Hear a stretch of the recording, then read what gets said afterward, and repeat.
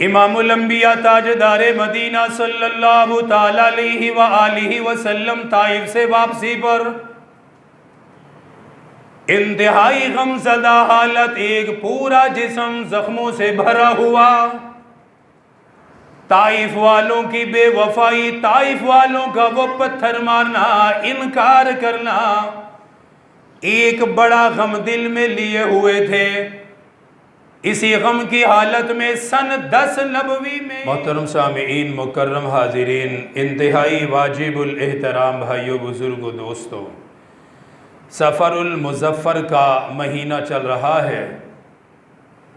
इस्लामी महीनों के हिसाब से ये दूसरा महीना है और इस महीने की अहमियत ये है कि इस महीने में सरकार दो आलम सल्लल्लाहु अलैहि व आलिहि वसल्लम ने मक्कातुल मुकर्रमा से मदीना की तरफ हिजरत फरमाई। मदीना का जो पहले नाम था आप सल्लल्लाहु अलैहि वसल्लम की आमद से पहले, वो यसरब था। आपकी आमद के बाद मदीनतुर रसूल उसका नाम पड़ा कि रसूलुल्लाह सल्लल्लाहु अलैहि वसल्लम का शहर। आपसे पहले यसरब था, फिर मशहूर होते होते अब मदीने के नाम से मशहूर है। मदीना मुनव्वरा है, रोशन शहर, मुनव्वर शहर, इस नाम से मशहूर हुआ।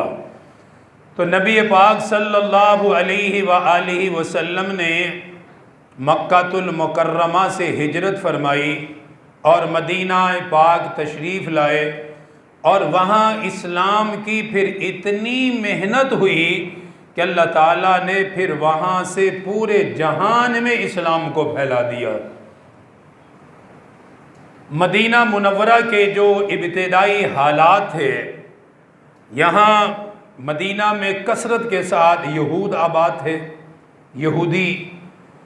और मदीना में यहूदी इसलिए आबाद हुए क्योंकि वो तौरात पढ़ते थे, आसमानी किताबों का उनके पास इल्म था।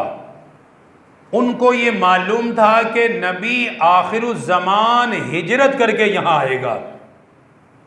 उनको ये मालूम था, उन्होंने अपने उलमा से और आसमानी किताबों से इस बात को जाना हुआ था कि जो आखिरी नबी आएगा उसकी हिजरत गाह यही यसरब है और जिसकी अलामत ये थी कि नबी आखिरुज़्ज़मान की जो हिजरत गाह होगी वो खिजूरों का शहर होगा। वहाँ खिजूरों के बागात होंगे बहुत, और मदीना पाक में खिजूरों के बड़े बड़े बागात थे। ये उसकी अलामत ठहराई उन्होंने। वहाँ आकर वो आबाद हुए कि नबी आएगा, हम उसके साथ मिलेंगे। उसके साथ यमन में एक इंतहाई तकलीफ दे सैलाब आया। जैसे आज पाकिस्तान में सैलाब है, हर तरफ तबाही है, अल्लाह ताला रहम फरमाए। इसी तरह यमन में भी सैलाब आया और इतना सैलाब आया कि लोग वहाँ से हिजरत करने पे मजबूर हुए। यमन से आने वाले कबाइल में से दो बड़े कबीले औस और खजरज, ये दोनों भाई थे, औस और खजरज, मदीना के ये बड़े दो कबीले हैं जिनको आम तौर पे हम अंसारे मदीना कहते हैं। मदीना के अंसार, जिन्होंने मुसलमानों को पनाह दी और रसूलुल्लाह सल्लल्लाहु अलैहि वसल्लम की मेहमान नवाजी की, ये अंसारे मदीना। ये असल में दो कबीले थे, औस और खजरज, ये दो भाई थे। दोनों के फिर आगे ख़ानदान, बड़े कबाइल, फिर पूरे मदीने में इनकी हुकूमत, और ये समझे कि बड़ी आबादियाँ फैल गई। रसूलुल्लाह सल्लल्लाहु अलैहि व आलिहि वसल्लम ने मक्कातुल मुकर्रमा में अपनी नबूवत का ऐलान फरमाया। अलल ऐलान, आपने लोगों को इस्लाम की तरफ बुलाया, दावत दी, जिस पे बड़ी मुश्किलात का सामना करना पड़ा है। ऐसी ऐसी मुश्किलात जो हम कह तो सकते हैं, मगर काश हम दिल से उन चीज़ों को जानें तो पता चलता है कि किन किन मुश्किलात से मेरे महबूब गुज़रे हैं। और ये दीन जिसका आज हर तरफ हमने खुद गैरों का शिकवा नहीं है, गैर तो गैर है, इस दीन का अब खुद मुसलमानों ने मजाक बनाया हुआ है। जिस चीज़ पे चाहा अमल कर लिया, जिसे चाहा छोड़ दिया। नमाज का वक्त होता है, मुअज्जिन अजान देता है, बुलाता है, दावत देता है, पैगाम सुनाता है, अल्लाह की तरफ से आवाज़ देता है कि आ जाओ, अल्लाह बुला रहा है, नमाज का वक्त है। मुसलमान मस्जिद के करीब से गुजर जाता है मगर मस्जिद के दरवाजे से अंदर दाखिल नहीं होता। हमें एहसास नहीं है कि ये ईमान कितना कीमती है, ये हमें कैसे मिला, ये बड़ी मुशक्क़तों से हम तक आया है। अल्लाह ताला हमारे ईमान की हिफाजत फरमाए। तो सरकार दो आलम सल्लल्लाहु अलैहि वसल्लम ने बहुत मुशक्क़तें उठाई इस पर।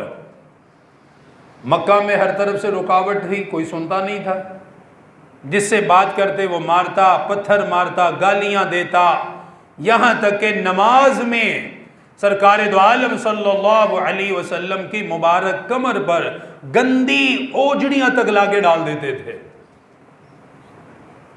रास्ते से गुजरते तो कूड़ा भर के आपके सर पे डाल दिया करते थे।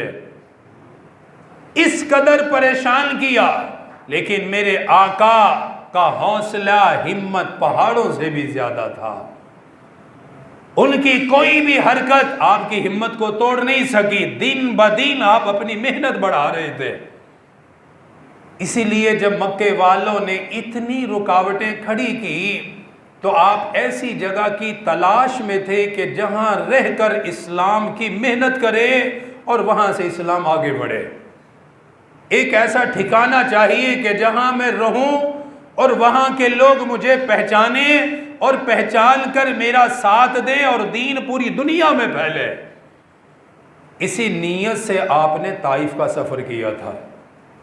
मक्कातुल मुकर्रमा से जो पहला सफ़र आपका लंबा, वैसे तो जाते रहते थे कबाइल के पास, पहला जो तवील सफ़र था वो मक्का से ताइफ का था कि शायद वहाँ के लोग मुझे पहचाने, मैं वहाँ रहूं और फिर वहाँ रहकर मेहनत करूं तो दीन आगे बढ़ेगा। लेकिन जब वहाँ गए कि वहाँ के हालात और वाक़यात हर मुसलमान को पता है कि कितनी मुशक्क़तें उठाई है कि मानने के बजाय सरकार दो आलम सल्लल्लाहु अलैहि वसल्लम पर पत्थरों की बरसात की गई। इतना मारा गया कि सर मुबारक से लेकर नालैन मुबारक तक सारा जिस्म लहूलुहान था। मकसद तो दीन था, मकसद तो अल्लाह का पैगाम था। इसीलिए जब वो फरिश्ता आया मलकुल जिबाल, पहाड़ों का, कहने लगा आका हुक्म दीजिए, मैं ताइफ के पहाड़ों को ऐसे मिला दूंगा कि ताइफ का नामो निशान तक मैं ख़त्म कर दूंगा। आप हुक्म दीजिए। आप सल्लल्लाहु अलैहि वसल्लम ने क्या फरमाया कि मैं इनकी हलाकत से खुश नहीं होता, मैं तो खुश होता हूं कि कोई शख्स अल्लाह के दीन को कबूल करे। मेरी खुशी इंतकाम पर नहीं है, मेरी खुशी का ताल्लुक बदले से नहीं है कि मैं किसी से बदला लूं तो मुझे राहत मिले, मैं किसी से इंतकाम लूं तो मुझे सुकून मिले। फरमाए मेरी राहत का ताल्लुक इंतकाम से नहीं है, मेरी राहत का ताल्लुक तो ईमान और इस्लाम से है। आज अगर ये नहीं लाते तो कोई बात नहीं, अल्लाह ताला इनकी औलादों में से ऐसे लोग पैदा करेंगे जो मेरे इस दीन को कबूल करेंगे। मुआफ़ फरमाया उनके लिए, बल्कि हिदायत की दुआ फरमाई, दरगुजर कर दिया। बिल आखिर ज़ख्मों से चूर चूर होकर दोबारा मक्का तशरीफ़ ले आए, क्योंकि ताइफ वालों ने कबूल नहीं किया, पैगाम को नहीं लिया। फिर दोबारा मक्का में उसी मेहनत को शुरू फरमाया।